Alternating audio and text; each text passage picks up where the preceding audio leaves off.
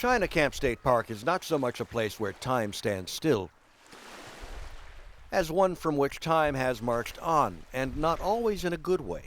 Well, in the old days out here, there should be 30 or 40 boats fishing out there. You don't even see one.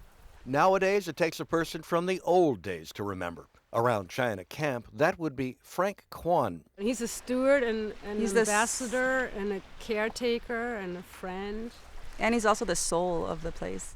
He is the last resident from what used to be a fishing village of 500 people, a man who left just once to fight in World War II, a man from a family that has occupied this same shoreline house in the park since 1890, and that's where things get complicated.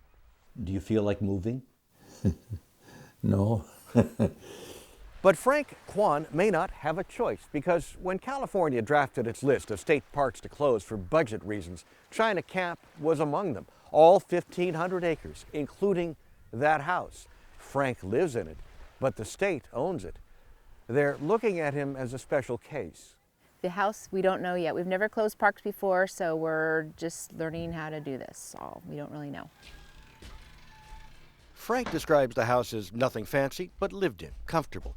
Just past the front door and out through the porch screen, he watches the day-to-day of this, the only place he really knows, and for now, the only certainty. What about the business? We don't know. We're still figuring it out. You can see that business out Frank's living room window, the iconic China Camp General Store and Snack Bar, which generations of Quans have franchised from the state. He still sells shrimp there. Yeah, but it comes from Oregon, unfortunately. The store is so dated and run down that now it's more trendy than ever. A place with pictures on the wall of movie stars who ate here, and an old cigarette machine that's empty. And how many places have stools stripped to varnish by the backsides of 8 decades of customers? The store is scheduled to close too. Why? Why do they, why? This is a historical place.